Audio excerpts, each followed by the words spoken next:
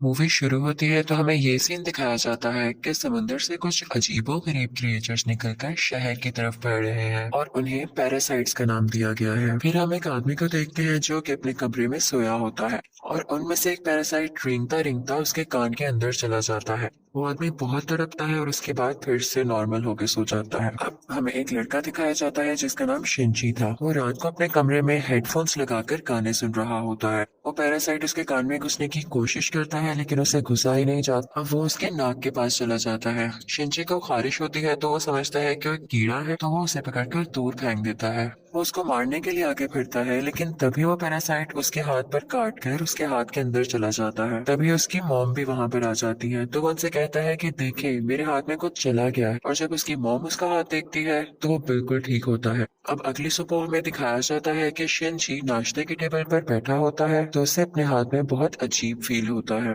और फिर दूसरी तरफ हमें वो आदमी दिखाया जाता है जिसके कान में स्टार्टिंग में एक पैरासाइट चला गया था। वो अपनी बीवी के सामने आकर खड़ा होता है और अपना मुंह खोल लेता है। उसका मुंह बहुत ही खौफनाक और बहुत ही बड़ा था और वो अपनी बीवी का सर अपने मुंह में लेकर अपना खौफनाक मुंह बंद कर लेता है और ये सब उसी पैरासाइट की वजह से हो रहा था। फिर हमें शिनची दिखाया जाता है जो कि स्कूल जाते हुए रास्ते में अपने दोस्त से मिलता है। वो भी उसमें काफी अजीब हरकतें नोट करती है और जब वो स्कूल पहुंच जाता है तब भी उसके साथ बहुत कुछ अजीब हो रहा था, जैसे उसके राइट हैंड में काफी पावर आ गई हो। वो घर आता है और अपना हाथ काटने की कोशिश करता है लेकिन उसका हाथ मूव करने लगता है और उसे रोकता है। और फिर हम देखते हैं कि उसका हाथ एक क्रिएचर में बदल गया है और वो शिनची से बातें भी कर रहा था। फिर हम देखते हैं कि वो शिनची की बुक्स भी पढ़ा करता था और उसका लैपटॉप भी यूज किया करता था क्योंकि वो इंसानों के रहने के तरीके जानना चाहता था। जब इसने शिनची की बॉडी में घुसने की कोशिश की थी तो शिनची ने इसे आगे जाने से रोक लिया था, इसलिए अब ये सिर्फ राइट हैंड में ही था और उसी हाथ को कंट्रोल कर रहा था। ये अपना नाम मिकी बताता है और कहता है कि तुम मुझे कभी मत काट क्योंकि मैं तुम्हें कुछ नहीं कहूंगा, तुम मेरे होस्ट जो हो। अब हम देखते हैं कि शिनची और मिकी में दोस्ती होने लगी थी लेकिन बाकी सब लोग जिनको पैरासाइट्स ने इन्फेक्ट किया था वो पूरे शहर में बहुत तबाही मचा रहे थे और इंसानों को मारकर खा रहे थे। दूसरी तरफ मिकी शिनची को खींचकर एक रेस्टोरेंट की तरफ ले जाता है। वहां पर भी बहुत सारे इन्फेक्टेड लोग यानी पैरासाइट्स इंसानों का गोश्त खा रहे थे। वो शिनची को देखते हैं तो उन्हें लगता है कि ये भी इन्फेक्टेड है और उससे भी वो गोश्त देते हैं। लेकिन जब उन्हें पता चलता है कि पूरी तरह से तो इन्फेक्ट नहीं हुआ बल्कि ये अभी भी इंसान है तो वो उसे ही मारने के लिए आगे बढ़ते हैं। लेकिन मिकी उनको आगे से मारता है और शिनची की जान बचा लेता है क्योंकि अगर शिनची मर जाता तो वो खुद भी मर जाता और ये उसने अपने फायदे के लिए किया था। अब न्यूज आती है कि शहर के लोग मारे जा रहे हैं और किसी को कुछ समझ नहीं आ रहा कि इन्हें मारने वाला है कौन, क्योंकि पैरासाइट्स अपना ये काम बहुत होशियारी और छुप के कर रहे थे। शिनजी मिकी से कहता है कि तुम अपने साथी पैरासाइट्स को क्यों नहीं कहते कि इंसानों को मत खाएं। तो मिकी उससे कहता है कि तुम भी तो सब्जियों और जानवरों के गोश्त को खाते हो, तो इसी तरह हम लोगों का खाना इंसान ही है, तो इसमें बुरी बात क्या है। अब मिकी को पता चल जाया करता था कि उनके आसपास कौन सा पैरासाइट है। तो जब शिनजी स्कूल जाता है तो वो उसे बताता है कि तुम्हारे पास एक और पैरासाइट, और वो कोई और नहीं बल्कि उसकी टीचर थी। और टीचर जब शिनजी को देखती है तो उससे भी पता चल जाता है कि इन्फेक्टेड है, लेकिन वो कहती है कि तुम्हें मुझसे डरने की कोई जरूरत नहीं है क्योंकि मैं इंसानों को नुकसान नहीं पहुंचाना चाहती, बल्कि मैं उनके तरीके इसलिए पढ़ रही हूँ ताकि इंसानों जैसी क्वालिटीज हमेशा मुझ में रहें। वो उसे दो और पैरासाइट्स के पास लेकर जाती है, एक स्टूडेंट होता है और एक पुलिस ऑफिसर। वो बताती है कि ये पुलिस ऑफिसर मेरा हस्बैंड है और हमारा बेबी होने वाला है और वो बेबी बिल्कुल नॉर्मल इंसान होगा, तो हम भी इंसानों की तरह ही रहना चाहते हैं। हम किसी को नुकसान नहीं पहुंचाएंगे, किसी को सरेआम नहीं मारेंगे, लेकिन छुप के गोश्त खाना चाहते हैं। तो क्या तुम हमारा ग्रुप ज्वाइन करोगे। लेकिन मिकी इस बात को नहीं मानता। अब अगले दिन वही पुलिस ऑफिसर उन लोगों के पास आता है तो मिकी शिनची को बताता है कि ये हमें मारने आया है क्योंकि इसे पता चल चुका है कि उस दिन रेस्टोरेंट में हमने एक पैरासाइट को मारा और इसी के साथ वो पुलिस ऑफिसर इन पर अटैक कर देता है। अब मिकी और शिनची भी बहुत लड़ते हैं और इसको फाइनली मार देते हैं।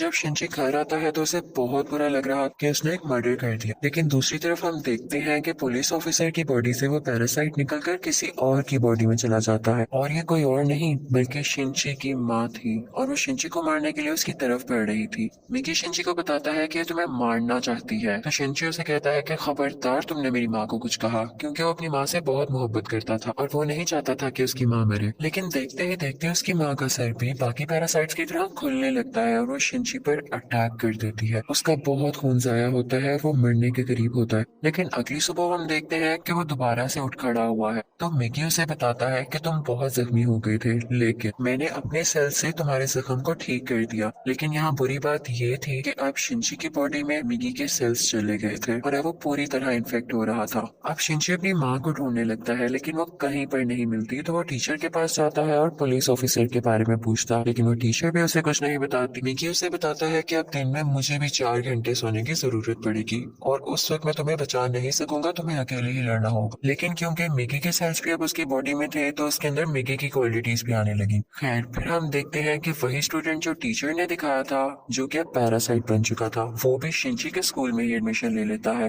वो शिनची का दोस्त बनने का ड्रामा करता है, लेकिन आहिस्ता आहिस्ता सबको पता चल जाता है कि वो पैरासाइट है और फिर वो स्टूडेंट इन सबको मार देता है। इसके बाद वो शिनची के दोस्त को भी मारने भरता है, लेकिन शिनची अपनी दोस्त को उठाकर बिल्डिंग से जंप लगा देता है। अब वो टीचर वहां पर आती है और वो चाहती थी कि स्टूडेंट मर जाए, क्योंकि इसकी वजह से उसका राज भी खुल सकता था। वो वहां पर ब्लास्ट करती है, लेकिन उसे कुछ नहीं होता और फिर पुलिस वहां पर आ जाती है, लेकिन वो पुलिस को भी मार देता है। अब मिकी शिनची को बताता है कि वो बिल्डिंग के छत पर है और शिनची दूसरी बिल्डिंग के छत पर जाकर उसे एरो से मार देता है। और उसके बाद वो टीचर के पास जाता है और उस पुलिस ऑफिसर का एड्रेस पूछता है, जो कि पैरासाइट था, और टीचर अब उसे एड्रेस दे देती है। उस पुलिस ऑफिसर का पैरासाइट अब भी उसकी माँ के अंदर था। लेकिन यहाँ पर मिकी के सोने का टाइम हो जाता है, तो इसका मतलब ये था कि शिनची को यहाँ पर अकेले ही लड़ना था। उस पैरासाइट को खत्म करने के लिए जैसे तैसे करके वो उसकी गर्दन काट देता है, जिसके बाद उसकी माँ और वो पुलिस ऑफिसर दोनों मारे जाते हैं। फिर हम देखते हैं कि शिनची अपनी दोस्त से हॉस्पिटल मिलने जाता है। वो बातें कर रहा होता है कि मैं एक एक करके सब पैरासाइट्स को मार दूंगा, कि तभी हम देखते हैं कि कोई उनकी पिक्चर्स ले रहा है और वो कोई जासूस था। और यहाँ पर ही इस मूवी का पार्ट 1 खत्म हो जाता है और अब मैं आपको एक्सप्लेन करूंगी इस मूवी का पार्ट 2। अब पार्ट 2 में उस इंसिडेंट के कुछ महीनों बाद का टाइम दिखाया गया है, जब आर्मी को पता चल जाता है कि इस शहर में कोई पैरासाइट्स हैं जो लोगों पर अटैक कर रहे हैं और वो लोगों को बचाना चाहते थे। फिर वो जेल से एक सीरियल किलर को लाते हैं जो पहचान सकता था कि पैरासाइट कौन है और नॉर्मल ह्यूमन कौन है। उसके सामने एक एक करके लोग लाए जाते हैं तो वो सबको नॉर्मल कह देता है, लेकिन जब उसके सामने शिनची आता है तो वो सोच में पड़ जाता है और काफी सोचने के बाद कहता है कि ये भी नॉर्मल है। अब शिनची जब घर जा रहा होता है तो मिकी उसे बताता है कि हमारे बहुत पास एक पैरासाइट है, और वो पास के एक बिल्डिंग में जाते हैं जहाँ पर वो पैरासाइट एक इंसान का गोश्त खा रहा होता है। जब वो पैरासाइट शिनची को देखता है तो उसकी तरफ बढ़ता है, लेकिन मिकी इसे मार देता है। फिर अचानक उसे फील होता है कि जैसे उसके पीछे कोई है, और ये कोई और नहीं बल्कि वही आदमी था जिसने पार्ट 1 के एंड में शिनची और मिकी की पिक्चर्स ली थी। और फिर हमें शहर का मेयर दिखाया जाता है जो कि पैरासाइट्स की फेवर में बोलता और बहुत बुरा आदमी था, और वो टीचर भी उसके साथ मिली हुई थी। और अब हम देखते हैं कि उस टीचर का बेबी भी हो चुका था जो कि बिल्कुल नॉर्मल ह्यूमन था। वो मेयर जान गया था कि शिनची पैरासाइट्स को मार रहा है, तो वो भी उसे मारना चाहता था, लेकिन टीचर उसे मना कर देती है। वो कहती है कि मिकी और शिनची आपस में जुड़े हुए हैं, तो मैं देखना चाहती हूँ ये कैसे एक साथ रहते हैं, और अगर तुम शिनची को मारोगे तो हमारा पैरासाइट मिकी भी मर जाएगा। और इसीलिए उसी ने शिनची के पीछे वो जासूस भेजा था ताकि उस पर नजर रख सके। शिनची एक दिन चल रहा होता है कि उसे फिर से फील होता है कि उसके पीछे कोई है। वो जासूस उसकी सारी बात सुनता है और उसे कहता है कि तुम्हें अपने बारे में पुलिस को बता देना चाहिए। तो शिनची उससे कहता है कि नहीं, पुलिस में बहुत सारे पैरासाइट्स भरे पड़े हैं। उसे यहाँ पता चल जाता है कि इस जासूस को टीचर ने उसके पीछे लगाया है। तो वो टीचर के पास जाता है और कहता है ये तुम सब क्या कर रहे हो, ये करना बंद क्यों नहीं कर देते हो? तो टीचर उससे कहती है तो तुम हमारे साथी पैरासाइट्स को क्यों मार रहे हो, वो सिर्फ अभी इंसानों को खाना सीख रहे हैं और कुछ देर बाद वो उनको मारना भी बंद कर देंगे। वो चुप हो जाता है और फिर जासूस के पास जाता है और उसे बताता है कि वो टीचर बहुत खतरनाक पैरासाइट है, वो किसी भी वक्त तुम्हें भी नुकसान पहुंचा सकती है, तो तुम उससे दूर रहो। लेकिन जासूस उसकी बात पर यकीन नहीं करता। अब अगले दिन वो जासूस उस मेयर से मिलता है। उसे शिनची की बात को टेस्ट करना था कि वो सच बोल रहा है या नहीं, तो इसलिए वो मेयर के रूम में वॉइस रिकॉर्डर लगा देता है, लेकिन मेयर को को इस बारे में पता चल जाता है और वो जासूस को मारने का हुक्म दे देता है कि ये अब हमारे लिए नुकसान बन चुका है। वो पैरासाइट को उसके घर भेजता है उसे मारने के लिए, लेकिन वो घर पे नहीं होता तो उसकी बेटी को मार देते हैं। अब दूसरी तरफ शिनची को मिगी बताता है कि तुम पर 5 पैरासाइट्स अटैक करने आ रहे हैं। अब उनकी तरफ एक आदमी बढ़ता है और उसी आदमी के अंदर वो 5 पैरासाइट्स थे।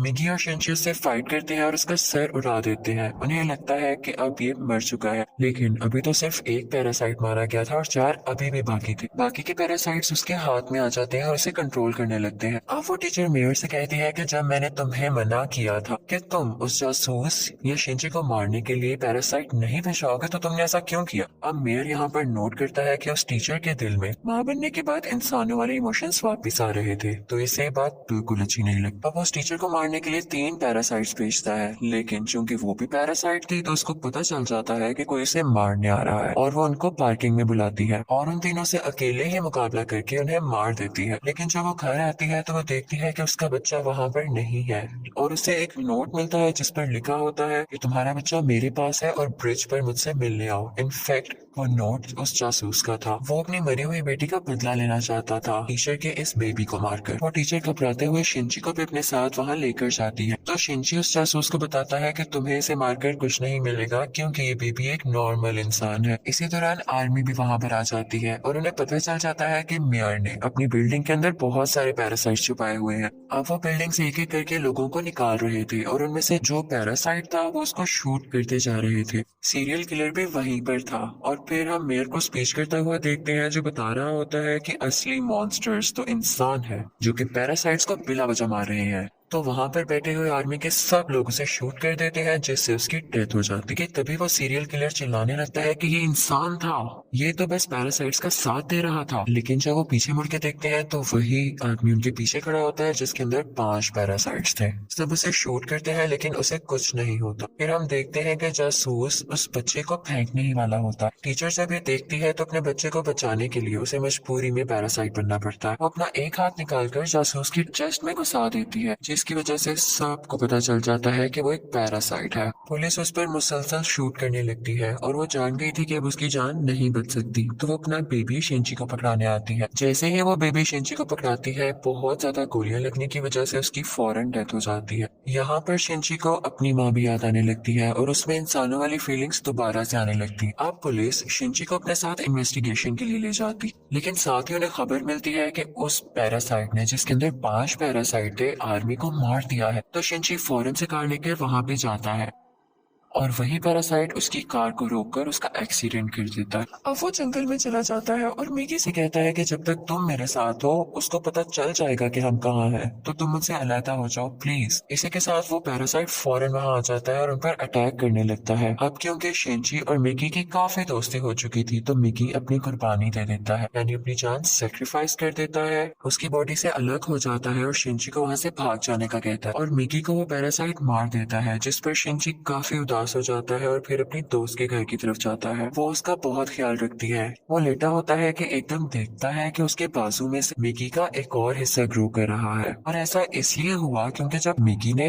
अपने बॉडी सेल्स से उसकी बॉडी को ठीक किया था तो मिगी के सेल्स भी तो उसकी बॉडी में आ गए थे, इसलिए वो चाहता तो दोबारा ग्रो कर सकता था। शिनची को फील हो गया था कि अब ये दोबारा आ रहा है तो उस पैरासाइट को दोबारा से पता चल जाएगा कि मैं कहाँ हूँ, तो अपनी दोस्त की जान बचाने के लिए उसको बाय कहकर वहाँ से चला जाता है। लेकिन जैसे वो बाहर जाता है तो वो पैरासाइट उसे पकड़ लेता है, लेकिन एक फैक्ट्री में पहुंचकर शिनची एक केमिकल रॉड उसकी बॉडी में घुसा देता है, लेकिन उसे कुछ नहीं होता। तो वो कहता है कि तुम मुझे क्या समझ रहे हो, मैं तो तुम्हें मारकर बाकी इंसानों को भी मार दूंगा और फिर मैं और बाकी पैरासाइट्स इस दुनिया पर रूल करेंगे। वो उसे मारने ही वाला होता है कि मिगी फौरन से उसकी बॉडी में दोबारा ग्रो कर जाता है और उस पैरासाइट पर अटैक कर देता है। इसी के साथ उसकी बॉडी में कुछ होने लगता है और वो तड़पने लगता है। तो मिगी शिनची को बताता है कि जिस रॉड से तुमने इसको मारा उस पर बहुत केमिकल्स लगे हुए और अब पैरासाइट्स इसकी बॉडी पे नहीं रहना चाहते और एक एक करके सब पैरासाइट्स उसकी बॉडी छोड़ देते हैं और अब सिर्फ उसकी बॉडी का ढांचा बाकी रह गया। तो शिनची वो उठाकर नीचे आग में फेंक देता है जिससे फाइनली उसकी डेथ हो जाती है।